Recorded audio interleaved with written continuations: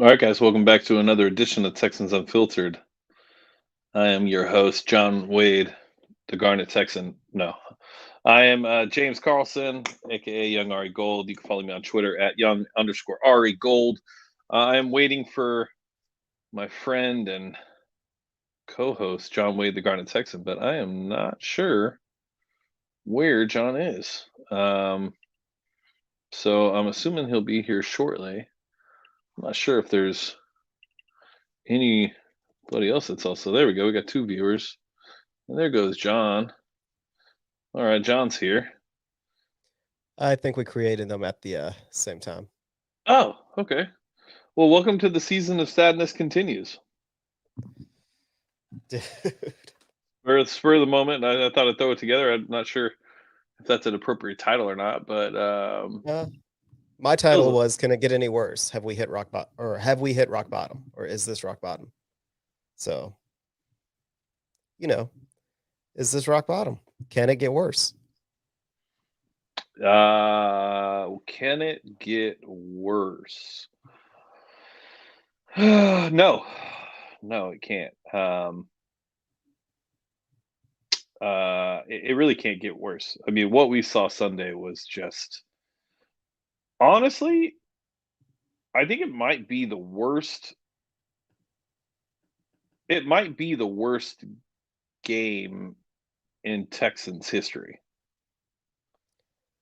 Yeah, no doubt. I mean, when you even Honestly, see Zach Hicks saying, "Yeah, they played the a they preseason basically game." played they basically they played vanilla defense, gave them a preseason look. Yeah.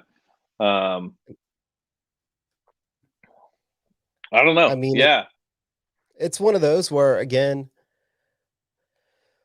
our defense played better than the stat line is really going to reflect. They didn't get turnovers, which is really what bumps that defense up. Like they have to get timely turnovers. But part of it is the offense is just worthless at this point. Absolutely worthless. It doesn't matter who's been quarterback. Like they couldn't move the ball. I think it was halfway through the third quarter when Davis Mills came in, and they finally completed a pass to a wide receiver. Like, dude, it's just painful. Like absolutely painful. Yeah, it's for those wondering, what we're here to talk about. We're recapping the Colts game.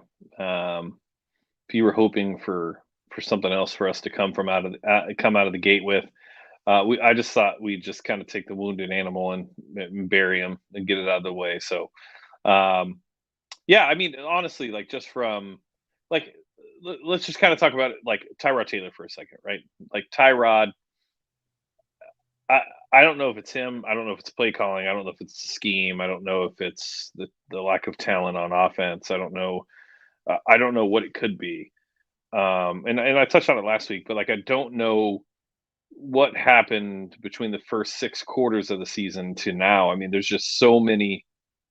It's hard to like the the Browns defense is a better defense than the Colts Yeah. at that time, at least from a talent perspective. Maybe not from a scheme or coaching perspective, but and yet he was able to light up the Browns.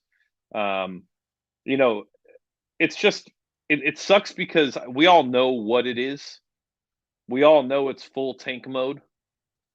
And I think all of us just keep going out there on Sundays to watch, and then we're just like, "Can we get something?" Right? Like, for there was a moment there when Davis Mills went in when I said, "All right, they're going to at least open it up. Yeah, the game's lost, but we're going to at least see some entertaining offense." Yeah. And then that wasn't the case. I have no idea what they're doing with Mills from a developmental standpoint. I honestly don't. Like, no matter where you are on the spectrum of Davis Mills should be the future, Davis Mills is just a backup. Davis Mills is a rookie that needs to develop, and we don't know what he'll be, or if you even hated the pick, right?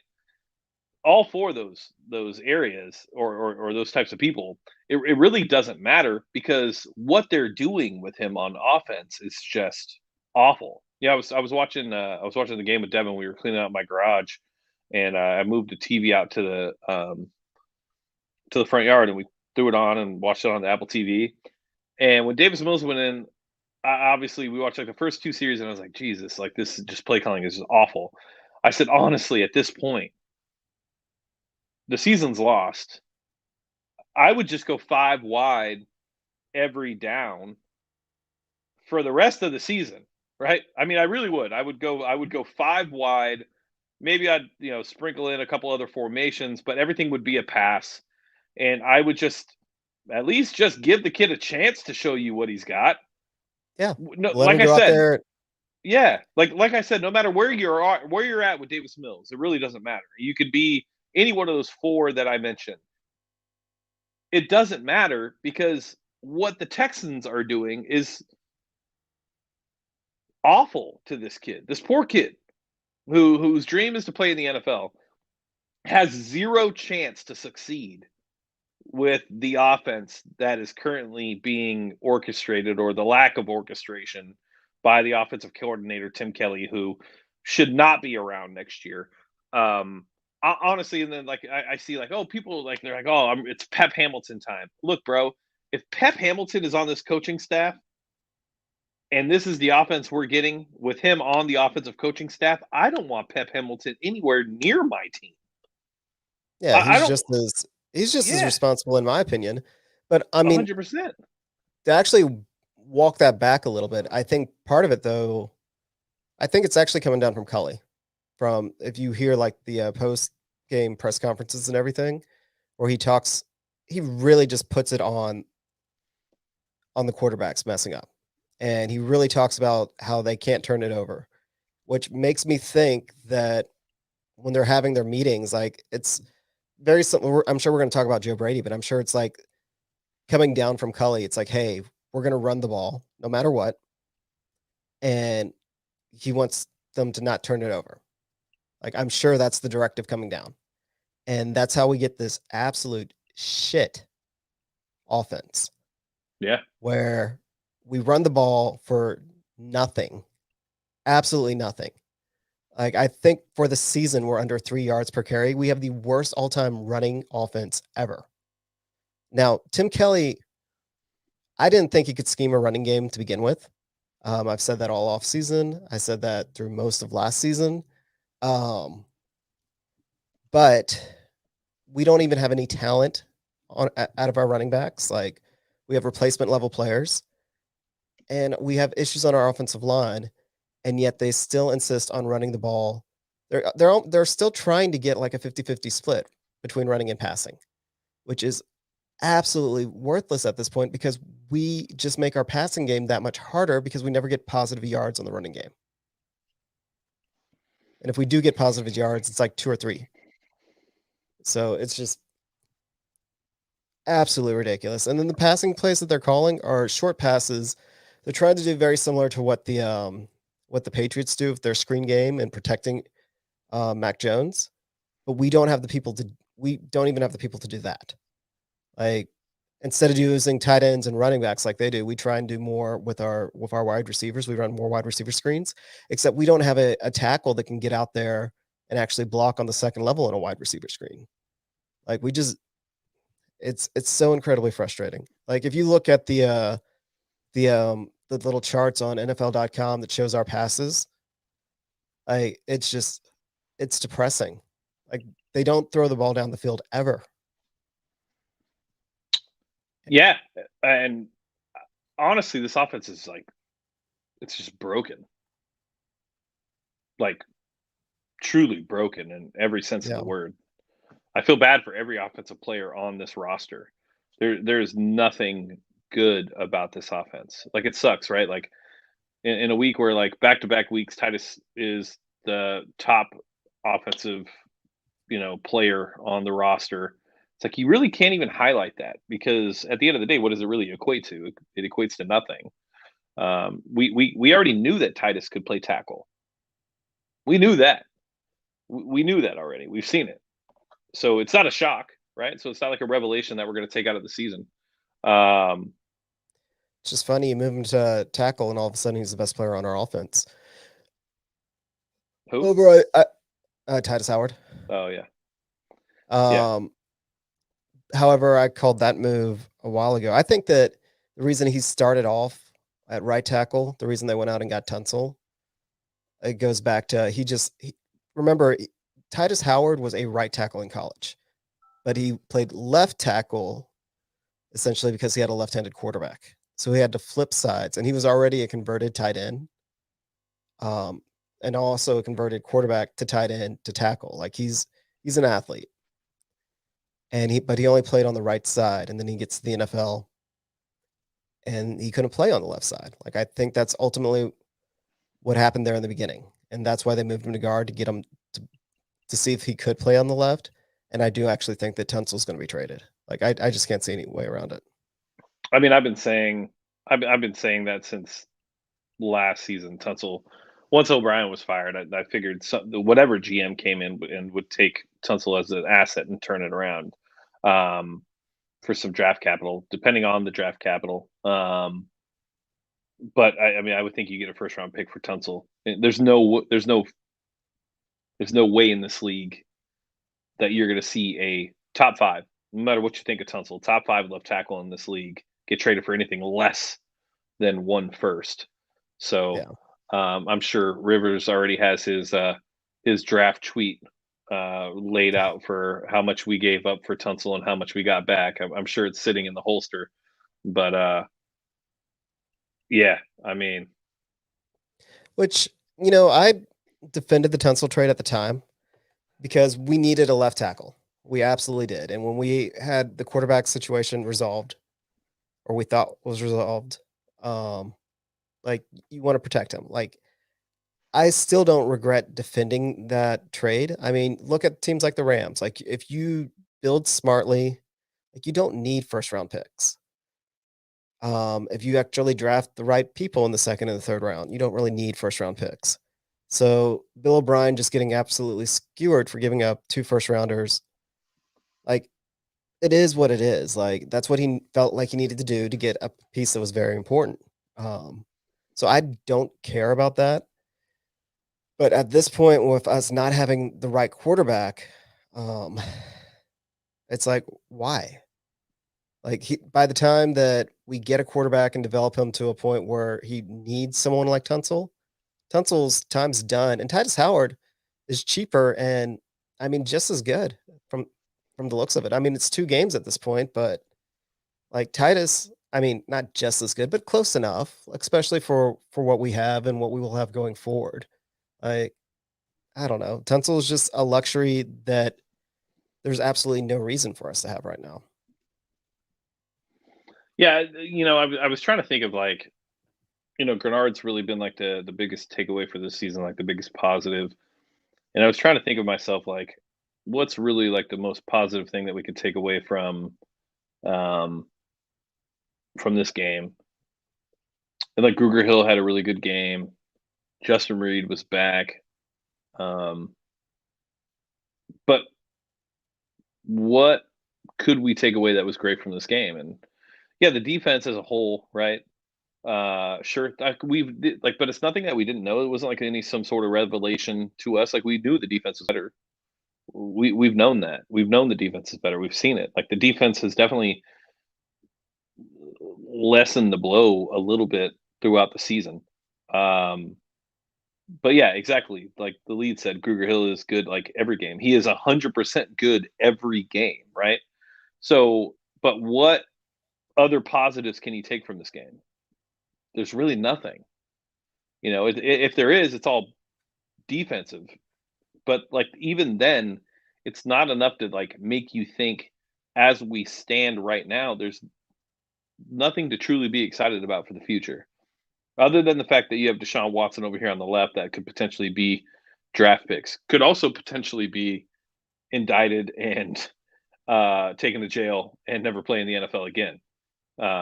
So yeah, I don't know.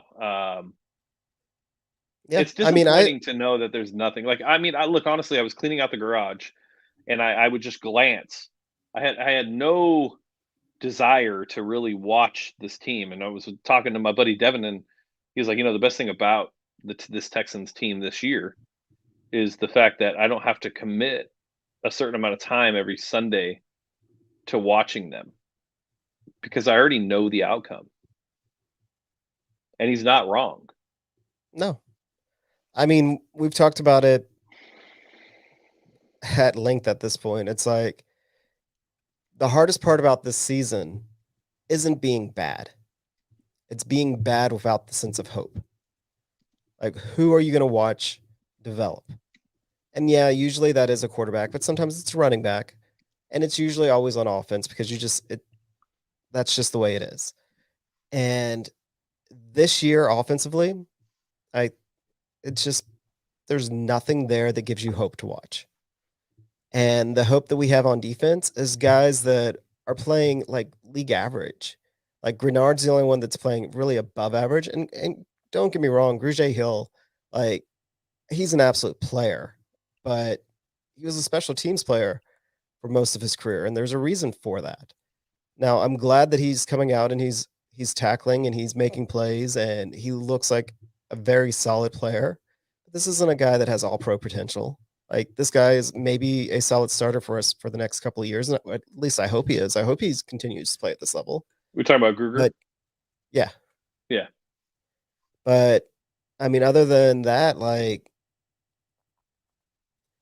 I mean, you see flashes from Blacklock, you see flashes from Collins, but there's really no one that's just going to make you want to turn in and watch the game week in, week out, even if they're bad. And offense, there's even less. Yeah. Yeah. Honestly, I don't see a positive anywhere on the offense. I mean, I get it. Like Titus, sure, the offensive line is better in pass protection, awful in run blocking. Can't get to the second level in any form or fashion. The running backs are just atrocious. The run game itself, from a schematics perspective, is just gross and disgusting.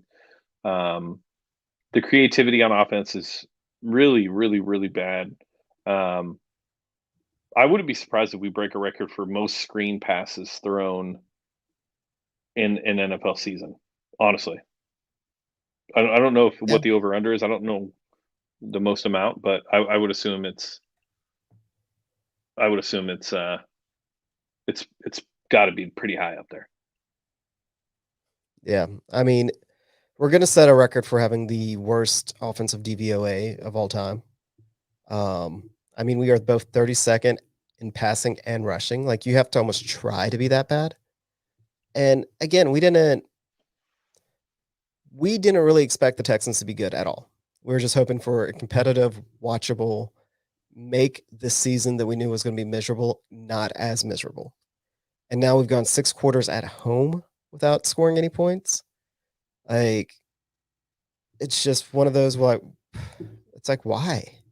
Because you're not watching anybody develop, you're not watching them get better. We knew it was a wasted season. And our at this point, like our hope is that that's exactly how Nick Casario sort of saw the season. It's just a chance to essentially refresh the roster. He's going to have cap space. He's going to have draft picks. If Deshaun is cleared or whatnot, then he'll have probably like 4 draft picks in the first round because Tunsil's gone, and he'll probably get another draft pick somehow. Um, so yeah, that point that'll be fun to watch, and maybe we can forget the season. But right now, the season is just painful. And our only hope is we can look back and go, it's like, well, we survived that. Um, and they turned it around and they actually had something. But I don't think that they're going to do that with Cully. What about? Do you think that? You cut out there. What about Coley? Do you think that he's going to be around next year? I don't. Yeah, I don't. I'm surprised he signed a 5-year deal. I'm surprised Nick gave him a 5-year deal, but also, how do you sell that? Like, hey, this is a quick stint for you as a head coach. Well, here, let me go ahead and make it at least somewhat worth your while. But no, I think he's gone at the end of the season. Nick Casario didn't necessarily say that today, but he I mean, definitely he did. might He as didn't well have. he didn't Yeah. say he'll be back, which 1 year in, um, you would think that he would, at least, if there was a plan of it, would be like, oh, that he's going to be our head coach going forward. Or he's never been one to mince words or back off, or come out and say the right political thing. So the fact that he didn't say those things to me is very telling that David Coley will likely be gone. But Well, it was like that him when he was asked about Watt. I mean, he didn't outright say that he was going to let Watt leave when he was first asked about him. He talked about scheme fit and kind of deflected. Like that's exactly how he answered this question when asked about Cully. And just to point out that Jair had a great tweet when you look at the coaches that the Texans interviewed that really took steam after the other debacle. They were all older. They were looking for the bridge coach. Like if you just look at the guys that they seriously took a look at, like they weren't looking for a long term solution. But yeah, with Cully, it looks like they.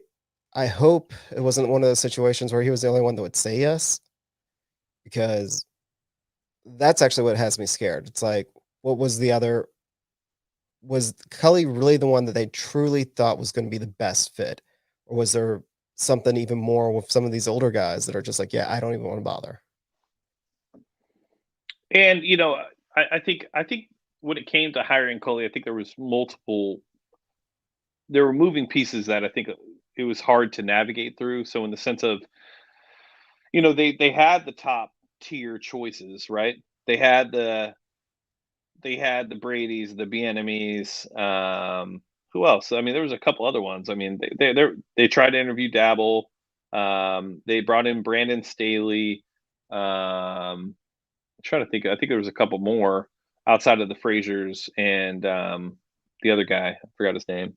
Um, but I mean, so they brought him in, and then you have to think that why, with the unknown future of Deshaun, and in two parts, right?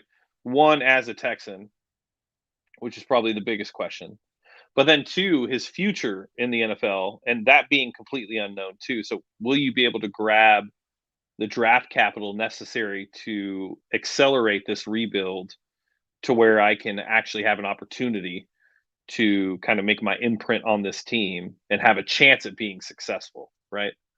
And I think that last part is something that people tend to leave out and not really think about enough, is the fact that we may not get what we're expecting or wanting for Deshaun Watson. There's a chance that these don't go away and that he's charged and nothing comes from this, right? Yeah, you get your salary back after, contract or behavior detrimental to the team and things of that nature. But really, what does that $40 million get you? Well, it's not going to get you Yeah, a franchise quarterback. It doesn't get you at the top of the draft board, right? Outside of your, first round pick that you have. It doesn't give you the additional arsenal to go up and grab. Doesn't give you the additional arsenal to grab and build, a team around, whether it be on defense or offense, either way. Um, so it doesn't put you in a position to where you really have an opportunity to succeed. So you have those two things going against you, and you have to think, why would I take this job right now? Like, why would I take this job? There is so much unknown about the future of this franchise. Take that, and then also add the narratives and things that was created by the media and Easterby and Cal McNair and all these other things. It was literally like a perfect storm for, honestly, a very rare moment in the NFL where people would prefer to not take a job, which would be their dream when they had the opportunity to, because they had no idea what they're taking on. They have no idea. There's just too many unknowns involved with the future of the Houston Texans. So they had Coley and Frazier and the other guy. I don't know why I can't think of his name. Jair brought him up. Leslie Caldwell Frazier, Jim Caldwell. Yeah, Caldwell probably would have been the best one, to be honest with you. Caldwell, probably. this team would have been better off, but and maybe this bridge goes to another bridge. Maybe it's an extension of a bridge, but um, but you have to wonder. But with Coley, it's like you are not doing enough to warrant being the bridge for an additional season, because the damage you're doing. I mean, look, let's be honest. I know everybody makes fun of it and laughs and jokes about like the empty stadiums and things of that nature, but the stadium is empty. I mean, it's not a Yeah. joke. It's an empty stadium. It's way more empty than I've honestly ever seen in my life. I mean, it looks like what honestly it looks like about an hour before kickoff. What an hour before kickoff used to look like. That's literally what the inside of the building looks like during games. Tickets are insanely cheap. I mean, $6. I think I saw some for $2 at one point.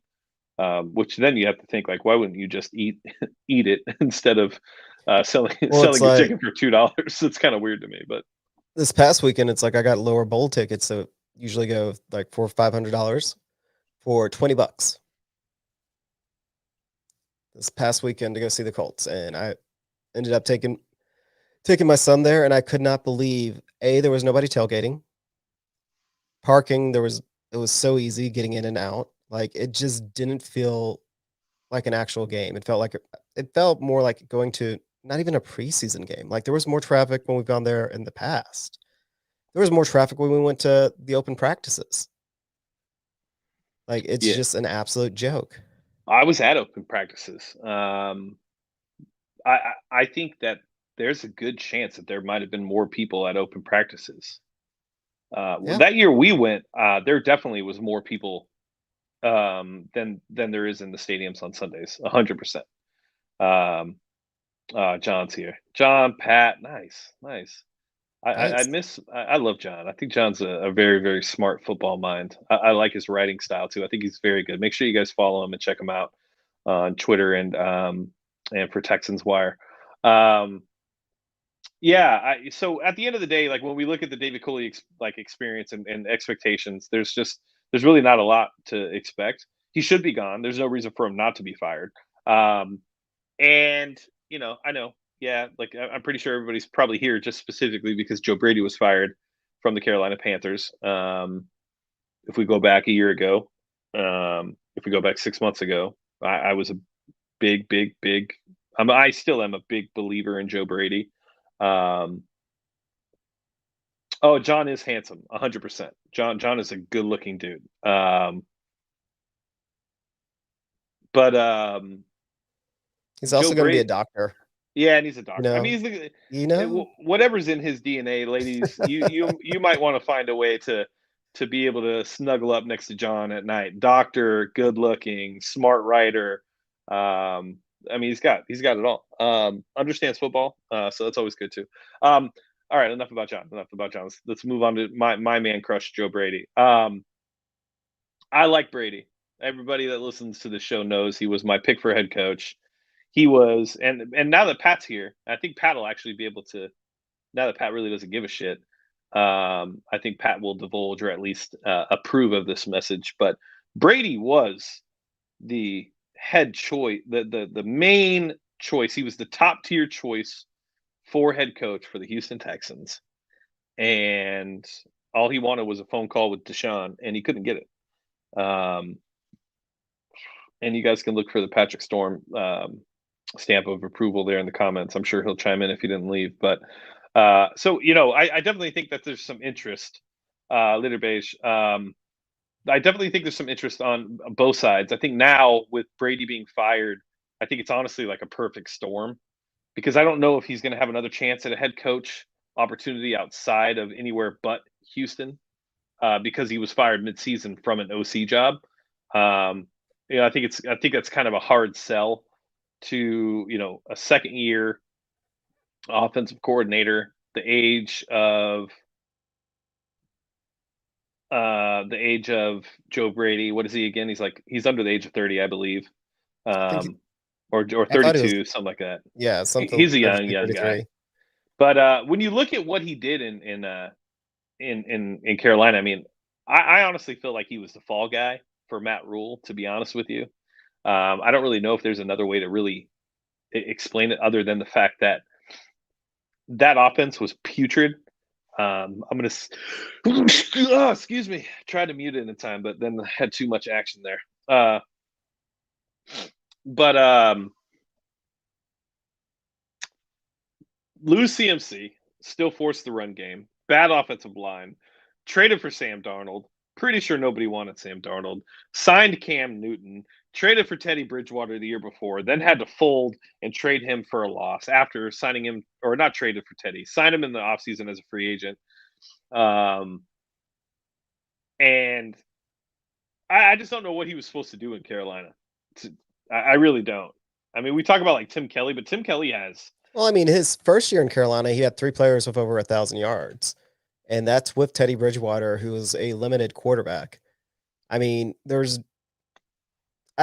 depends on whose desire it was to go get Darnold. If Brady was a part of the conversation that said, "Hey, let's go get Darnold," or if it was forced upon him, is what I'd kind of like to know, because that's what would shape my opinion. Like if he thought that he could sit there and he could fix Darnold and he couldn't, maybe that might have something to do with his ability to scout quarterbacks. But if it was just one of those, it's like, hey, we're going to trade a quarterback for you because we want to push the ball more down the field. And he's just like, okay, that's different. But I mean, he was definitely scapegoated by Matt Rule. Like, definitely. Like, it came out that he was given an ultimatum that he's got to get his pass rushing splits down to 50-50 because they were just throwing the ball so much. And of course, Brady called a game like he normally would, which means I think they ended up being like 60-40. And so he was fired like right after that. Now, my understanding is Brady, I think Pat said Brady was Easterby's first choice, but he was also Casario's first choice. Like it was Yep. one of those, they all wanted him. And Brady, this is when he probably had peak negotiating power, was this past winter, coming off that season. He had success at LSU and then having success with his first year at the Panthers. He just wanted to talk to Deshaun, and apparently no one could get a hold of Deshaun. Yeah, Or not apparently, we all know, because that's also why apparently Deshaun wasn't told about Casario. It's because nobody couldn't get a hold of him. yeah. So when it comes to Joe Brady, I know everybody's like, "Oh, bring him in as offensive coordinator." Look, at this point, it really doesn't matter like who the OC is.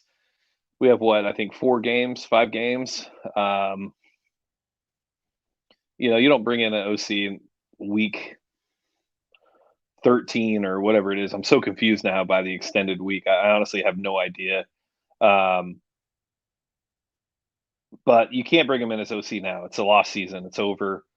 Uh, and I saw a tweet today. Somebody tagged us in it. It was like, "Hey," and then somebody responded like, "You let Coley coach for another year. Nothing happens overnight in the NFL. So you let him coach, and in 2023, you become competitive, and you have your picks and all that other stuff." And I somewhat understand that logic. But the thing is with me is you're wasting time and development of the younger core that you're going to be drafting, right? So from a scheme perspective, you're getting players used to a coaching personality and schemes and play calling. And then if you just reset that a year after all those guys, so let's just think about it this year with Davis Mills, Brevin Jordan, um, Nico Collins on offense specifically, right? They're already playing under Tim Kelly, Pep Hamilton, David Coley, whatever it may be, whoever's orchestrating the offense. And then if you go another year, right, that's a whole another year wasted with those guys to actually be able to develop and see what they could do in another scheme with better play calling and better, whatever else, better players, everything else around it, better organization in general. I don't really like the take that you just hold off another year on Coley, because we've seen what happens when schemes are changed and new coaches are brought in. I mean, Sam Darnold's a good case. There's plenty of cases everywhere to really see the impact that has on a young player when you're changing things up around them consistently. So I think honestly, trying to be as consistent as possible and keeping everything intact is going to go a lot further with the development of your young players. Your veterans, they're able to be flexible and evolve within the scheme and the culture. But the young guys, you really need them to come in and hone in on those specific aspects of the team. And I don't think that I think you're hurting their development in a way that you really, especially now with where we're picking. I mean, we're going to end up be picking, second, maybe first. Let's see. The Lions only need to win one more game, and then we have the first pick. And to be honest, this isn't a Lions podcast, but I do think the Lions are building it right. I do think that Dan Campbell is a meme, 100%. He is 100% a meme, but I do believe that the culture, the locker room, what he's trying to establish is a real thing in Detroit. I don't know if they're going to win a Super Bowl or anything like that, but I do think the winning culture and what he's trying to establish is happening. And I wouldn't be surprised if we see them get another win. But when you have the picks that we have, you really don't want to waste those years of those rookies. You just can't afford to in a rebuild. You need to be consistent with everything that you're doing. And I don't want to waste another season with David Culley. Nice guy, great guy.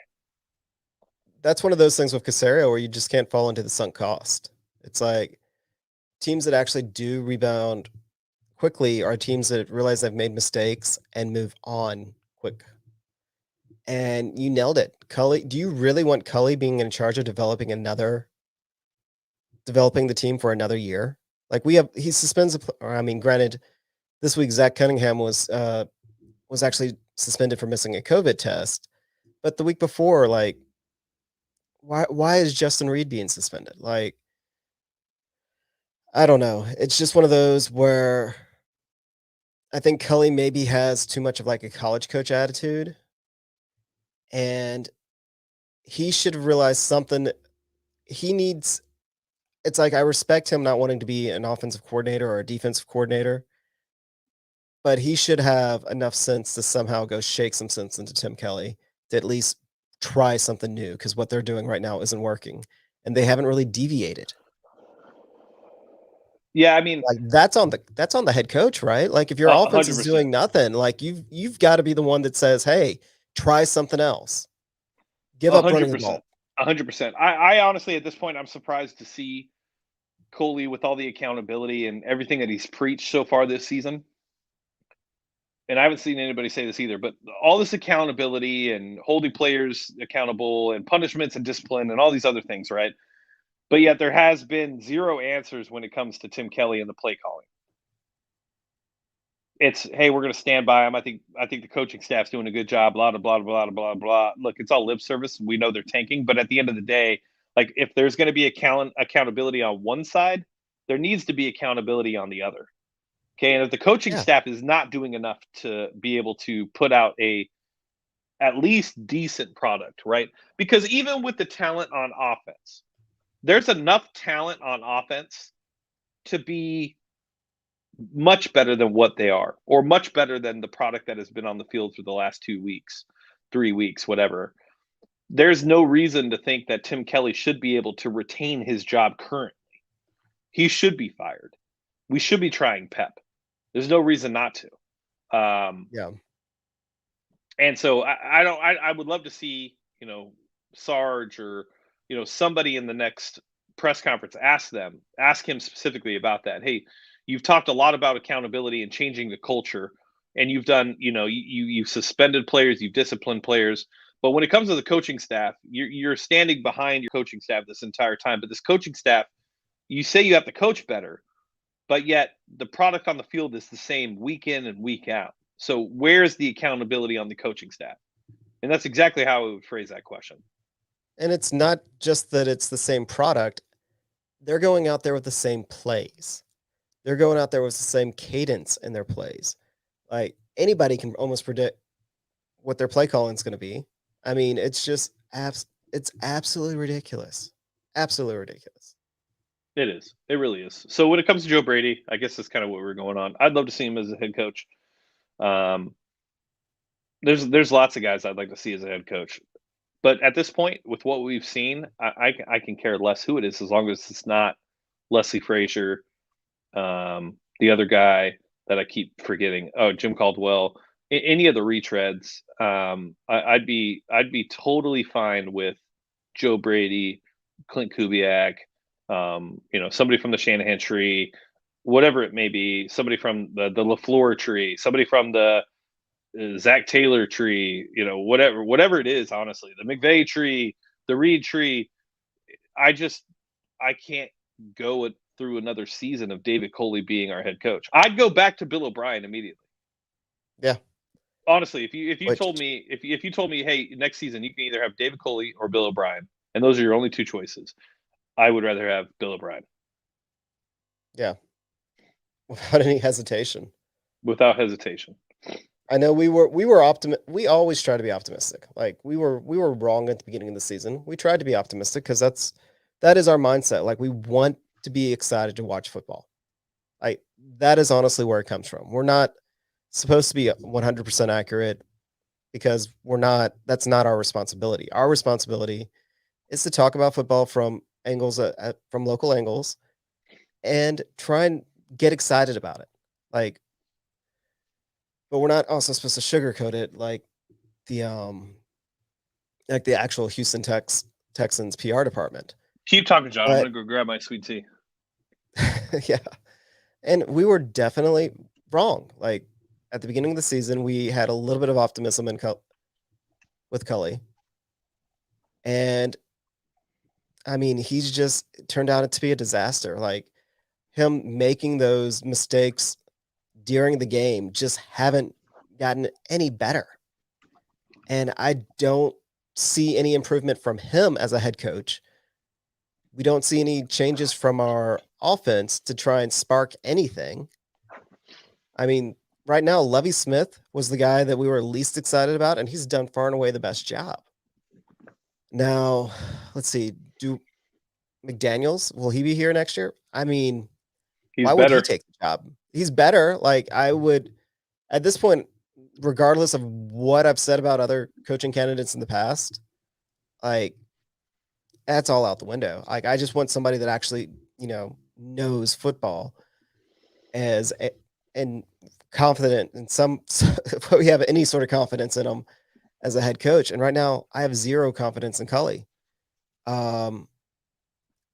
Josh McDaniels pretty much will have his pick of any opening he wants, if he wants to stay at the Patriots or if he wants to go anywhere. So we wouldn't even get him. Dabble, maybe, but the shine's off him a little bit when you look at how the Bills have regressed offensively this year. But we'll see. I do like Byron Leftwich because he has that Arians mentality, like the no risk it, no biscuit. And I think that that's something that you really need to have with a young quarterback is teach them to go out there and actually make plays and risk it. And these are just the guys that have been named in chat. But honestly, at this point, like anybody else. Yeah, no, I would agree. Yeah, I don't know. Juan says, let's talk about the draft prospects for the Texans. We're just so early. We're gonna have an entire off season to really talk about draft prospects. Yeah, we still got 5 more games we I'm got to not gonna talk lie. about. I do like Like, Pickett a lot. He's giving me Justin Herbert vibes. Um, I do think he's an interesting prospect, and look where we are already in the college season, where there's one guy soaring to the top of the class, and a class that everybody talked about there being not anybody worth taking. So don't be surprised if there's another one that comes this way. It's just the way it works. It's a yeah. football needy. It's a quarterback needy league. You can't win without him. So there'll be some first round picks taken at quarterback, but I um, mean, I like both Pickett and Matt Corral, but neither one of them in a normal year should be a top 5 pick, and both of them are going to end up being top 5 picks. maybe I don't know if they'll both be top 5 picks, but um, yeah, I don't know. But when I like Kavion and I like Aiden and there's a couple linebackers I like. I've seen a lot of mock drafts where people are taking a cornerback at 2. Yep.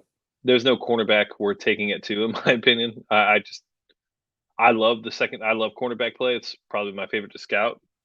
Um, but I'm trading back if I'm going to take a cornerback. I'm not taking a corner number 2 overall. Um, but yeah, I mean, at the end of the day, like this team is just like I said. This is literally the season of sadness. Like the Browns had the factory of sadness for Texans fans. looking at it now and all the things we've complained about in the past with Bill O'Brien and winning the division and all these other things, I'd go back in a time machine in a second just to have a division win and be back in the playoffs. To be honest with you, I feel like we all kind of took it for granted. Yeah. I mean, just to be competitive. Like honestly, just to be competitive. Like that's how low my bar is right now because this is I mean, it's painful football to watch right now. Absolutely painful. MLE, I mean, Tunsil should net them a first. Honestly, I would count on that first more. I would count on the chance of getting a first for Tunsil more so than I would count on anything from the Deshaun Watson trade. Like at this point in my mind, I hate to say it, but I've kind of written off Deshaun as getting any sort of return on Deshaun. I think it's more likely that he's suspended. Yeah, I mean, well, what was it? Amy, whatever her name is, put out that there's a chance he's suspended for the entire season. Honestly, as a Texans fan, like this couldn't get any worse. Like if that's the case, like you're talking about another year of this, right? Like, yeah, the team will be better next year or should be better. But to go a whole nother season of having to keep Deshaun Watson on this team, um, honestly, you couldn't write a worse ending for 2 seasons of football than the Texans having to keep Deshaun Watson on the roster while being Yeah. suspended for a whole nother year. And they're going to have to, right? They're going to have to. They're not going to cut bait. They're not going to cut him. I would hope not. I would hope that they don't cut him. And he's, if he's suspended, but I guess again, I mean, the only way I can see them actually cutting him is if he goes to jail. that's it. And that's the only time it makes sense. But I would say that it would be the most Houston thing ever that we aren't even able to trade Deshaun because he is going to be suspended because these things are not going away. It's another year of this grand jury says that, hey, he needs to be indicted and he needs to go to trial. So he sits there in limbo and nobody will trade for him while he's in limbo. And then when whatever happens during trial, the NFL decides they're going to suspend him. Like that would be the most Houston thing ever. So at this point, I don't count on any sort of return for Deshaun. I honestly think that it's more likely that we have 2 first round picks, one early in the draft, and because I don't think we're winning another game, and another one for Tunsil. And I'm hoping that we trade back that one that we have at either 1 or 2 because we have so many holes to get a second first round, have another first round pick or at least several second round picks. Like that's how I actually foresee it going more so than us getting a huge haul for Deshaun. Yeah, it's going to be very interesting because at the end of the day, like we're talking about women. If he goes to jail, right? If he goes to jail, he did a lot of wrong, and it's already bigger than football, and so him going to jail shouldn't make it any bigger. But it'll definitely rattle and make people think a little bit more about kind of what was happening and how he went about what he did, and the ramifications for the Texans will be the least of anybody's concern, except for the diehard crazy fans that don't respect women. But the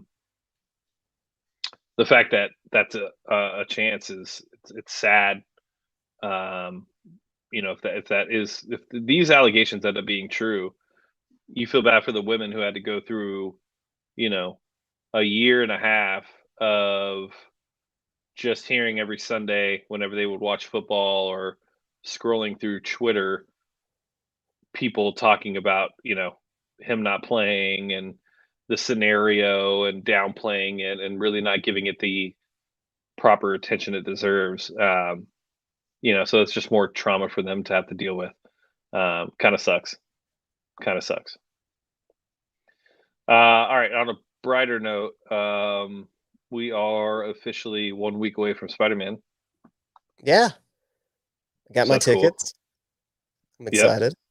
Me too. I think everybody really liked the Marvel talk last week, so They did. I thought, I got a couple of comments on how our non-football stuff was actually the most entertaining we've been in a while. So talking Marvel, talking clothes, people cared about that stuff. So that's good to yeah, know. yeah, Are you all caught up on Hawkeye? yeah, yeah, I believe so. Yeah, yeah, I am. Okay. What do you Yeah, think of that so far? it's actually so much better than I thought it was going to be. I'm not a big Hawkeye fan. I'm also not a No, big I'm not a big Jeremy Renner fan. Um, he's not a very compelling character, as his counterpart points out in episode 2. Um, but yeah, I mean it's actually entertaining. It's good. Um, seems like these series don't miss, which is great. I'm about to go once this is over. I'm going to start. Have you seen the show Hit Monkey on Hulu? It's a Marvel series. I've not actually watched it, but I have heard of it. Okay, I didn't. I had no idea until today. Um, Did you watch any of the Modoc show? I tried. I couldn't. Was I it got good? 3 episodes in. I only got 3 Yeah. episodes in. Even Yeah. though I it's couldn't. apparently like it's extremely highly rated, like people just are highly reviewed. So I'm like, I don't know. Maybe I need to drink before I watch it or something. But Oh God. Jair points out: is Toby still blocked? Is he still blocked? I think he is. No. How do we go and unblock him, dude? I don't know. I couldn't figure it out. Uh, how to unblock a YouTube account? No, you can unblock a user by going to their profile page, either in the web browser or on the mobile app. Select unblock user. I don't remember what his name was. Toby Maguire. No, it was something else. So there was like an underscore or something like that. Toby was accidentally blocked. James got a little aggressive because we had a Nazi, and yeah, he didn't. And Toby was just, collateral damage. Like it wasn't intentional at all. That was just, you know, being aggressive with the block button. it was super bad, dude. And I loved Toby. I mean, he was like one of our bigger supporters. He's on every He's week. here all. He's on every week. Maybe I was Um, hope. Well, maybe he'll make just a new profile to continue. So I damn mean, it, that sucks. it could be emo Spider-Man or something like that. Yeah, that sucks. MLE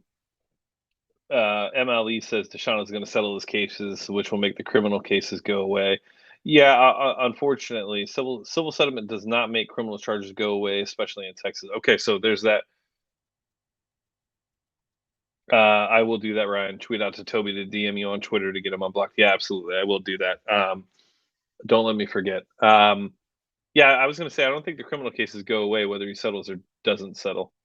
Um, so that's That's not going my to solve the issue, and it that's my doesn't really understanding as matter. well. It doesn't really matter. Like a settlement, while it may not be considered an act of um, guilt or considered to be proven guilty, um, his life, if he settles, is not going to be the same life he had prior to that. So, yeah, you don't. I don't see how he could settle at this point. To be honest with you, you've gone on this long. If a settlement was a thing, I feel like you would just do it already. I mean, he was going to do it before he was traded to Miami, so obviously he's thought about it. But I have no idea. I don't know if he'll settle or not. I've this is such uncharted territory. No one knows anything, to tell you the truth. And no one really knows even what's going through Deshaun's head on the whole matter. At this point, you would think that they just want it to be over, but I don't know. I mean, pride is something else. And regardless of what the truth is, he put himself in a situation that he should have never put himself in. And those women definitely do feel violated. So he definitely messed up. So he's got to. I don't even know where this goes. Like we've all talked about it at absolute length.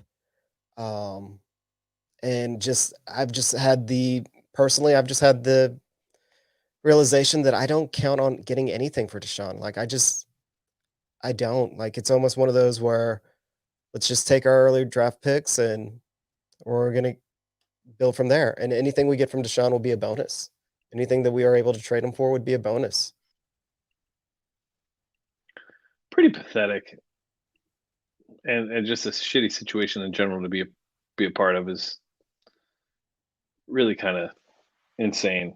Like the fall from grace that Deshaun Watson not only has in general, but the fall from grace he's going to have in Houston is, I mean, it's going to be a book. It's going to be some sort of a movie because this guy literally turned an entire city against him in the matter of 3 months. I Yeah. mean, from, yeah, 3 months. December, January, February. Mhm. It's pretty Well, wild to I'd think. even say that it was shorter time than that because people were still on his side at the beginning. Yeah, it was one of Like them. everybody wanted Easter be gone. Well, we still want Easterby and Cal McNair gone because, well, the Texans are a mess regardless. But nobody put any blame on Deshaun whatsoever. Yeah. And then everything started coming out and more started coming out. And then it's like all of a sudden, wait a second, it's not as cut and dry as you thought. And yeah, Yeah, and then John brings up a great point. You have to be like with Miami doing what they're doing right now with Tua and winning.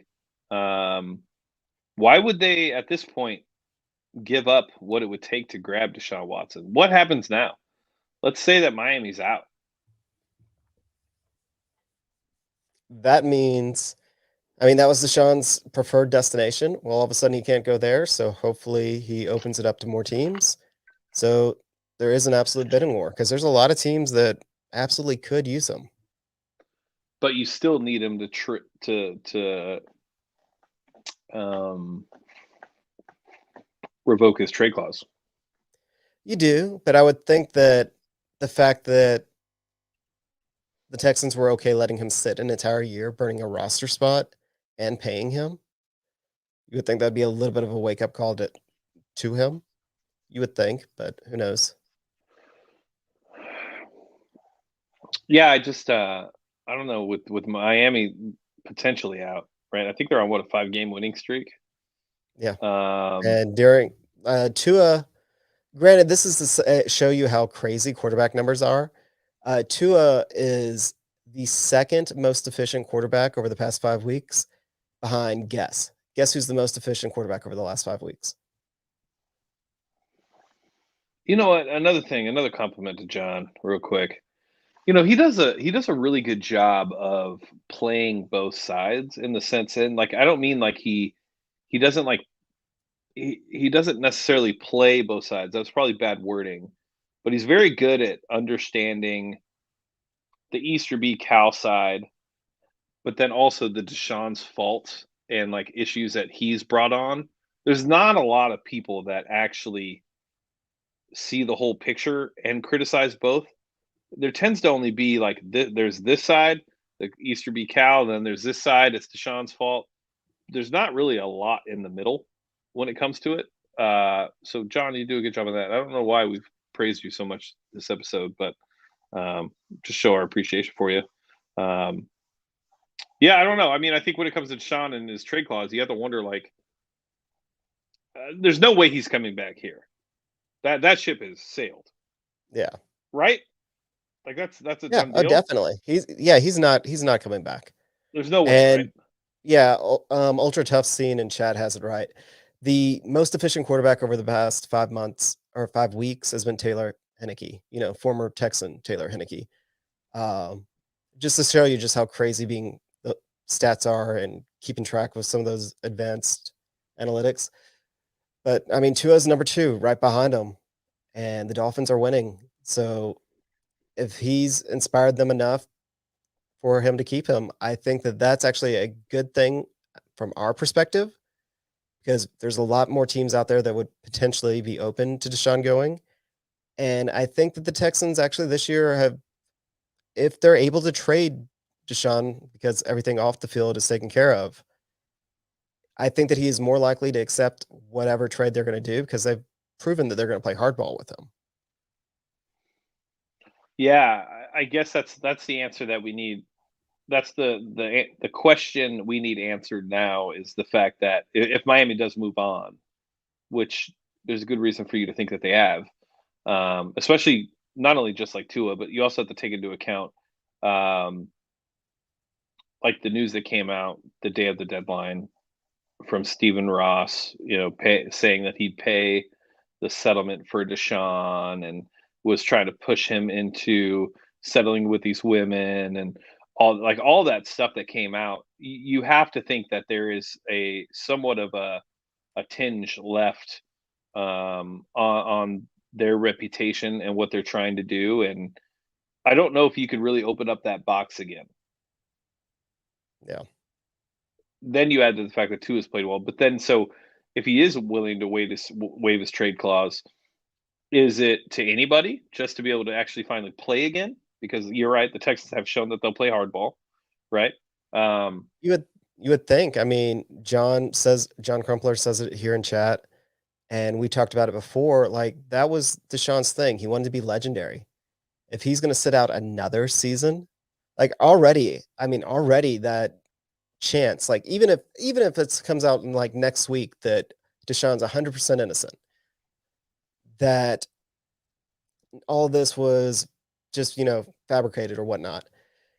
The fact that Deshaun sat out an entire season just to get traded is going to diminish his reputation, and I think that becomes something more for the Texans. It's like, hey, you're going to be, if you want to play again, you accept this trade.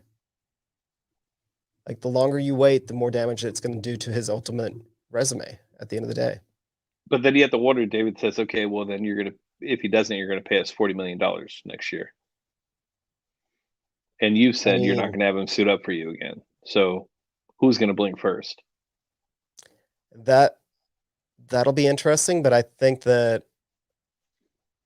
it should have been enough of a wake-up call on Deshaun's side that he has more to lose. Like $40 million to Cal. Like, look at how he's treated this season. He's lost more than $40 million this season because we were crap. Just from, everybody showing up to the stadium, spending money at the stadium, buying merchandise. Like, Cal has lost more than $40 million this year. At this point, based on some of the comments that have been made by people that are supposedly close to Cal in the NFL, like he has taken this with Deshaun personal and absolutely hates Deshaun at this point. So I think that he would fork over the 40 million just to say, hey, you're not gonna screw us over anymore. So then who are so with the Giants, I know Jair's been pushing the Giants pretty heavily. Giants, Broncos, I mean maybe even the Redskins, maybe the Steelers, Eagles, Panthers. the Steelers, definitely. Panthers would probably be back in play. Falcons. You got to wonder if the 49ers would be in play with maybe seeing Lance and a couple of picks over. I think the Falcons are up there. Yeah, the Falcons. I mean, it's reasonable to expect that there would be at least 10 teams. Yeah. Yeah. I mean, it's good for business. You just have to hope that he's willing to trade that no waive clause or that waive the no trade clause. But yeah, all right. We play the Seahawks this week. I thought I gave you tickets to Jack's first game, but I guess I didn't. You did. A little bit of a story behind that is when you first told me about the tickets, I was like, hey, we're gonna go this weekend. From the time that we went from that to having the show, and it's like, oh yeah, it's the following weekend. My wife had already made plans. Jack had already gotten super excited. So I just looked up how much tickets would be, and they are dirt cheap. Like dirt cheap. So you guys still going to the Seattle game or? I think me and my dad are. Oh, your dad? Yeah. So here's the other thing, because we're also supposed to go to Kalahari this weekend because it's my wife's work party. They're having at Kalahari, so we got an extra night for a discounted rate. Like we got a really good deal. So Friday, Saturday, Sunday, we're supposed to be at Kalahari.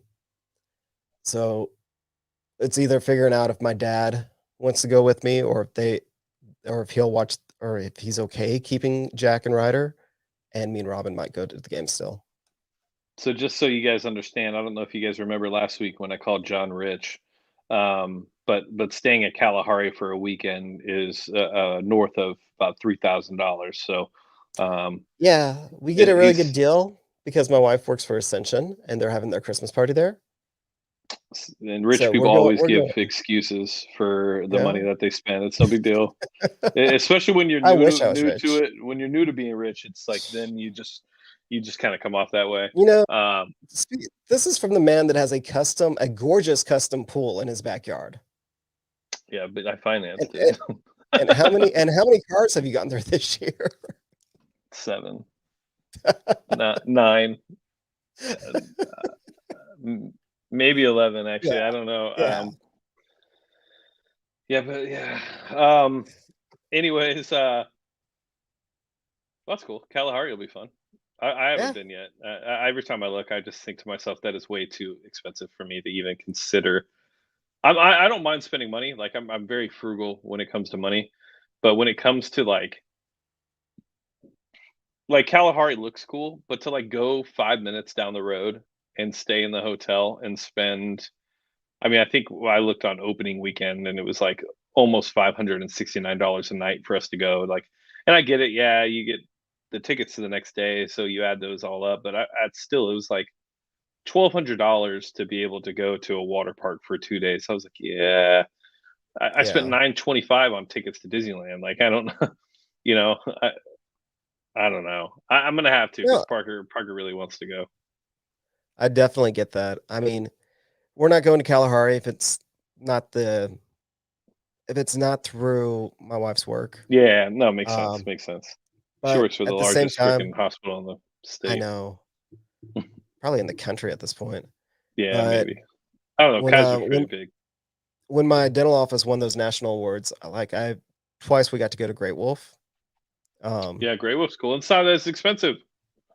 it's not, and Great Wolf is absolutely my son's favorite place. I think Disney might have passed it, but prior to us going to Disney World, like that's where he would always ask to go. Can we go back to Great Wolf? Can we go back to Great Wolf? I would hope So Disney surpassed it. I would hope, Yeah, but I don't know. He likes water. He likes water parks, and we Parker didn't go does to too. Blizzard Beach. So I mean, Disney has Is that the Disney yeah. water park? Blizzard Beach at Disney is amazing. Like Huh. it's really really cool, and we didn't do it because we didn't have time. But I think he would absolutely love that. But no, excited about Kalahari. I think it'll be fun. They have like that huge indoor arcade on top of that, Oh, like really? the tomfooleries. So it should be cool. I Hmm. mean, I get like free drinks and a free dinner for one night, and we get to go kid free, and the kids get to stay with the grandparents and just do stuff. So that'll Yeah, be nice too. I don't know what that's like. Overnight stuff. Not. I have no idea what that's like. I don't know the last time we did an overnight thing. I think Parker spent the night at your house, Probably. Wow, that's been a while. right? Did he stay Was the night? that? No, Yeah, I he think stayed the night. he came Well, he home. stayed the night. He stayed the night. He came home though, right? Because he was scared. I can't remember. He did. Did he? Yeah, he's only ever stayed the night, like I Yeah, because think I know once at he Devon's. stayed.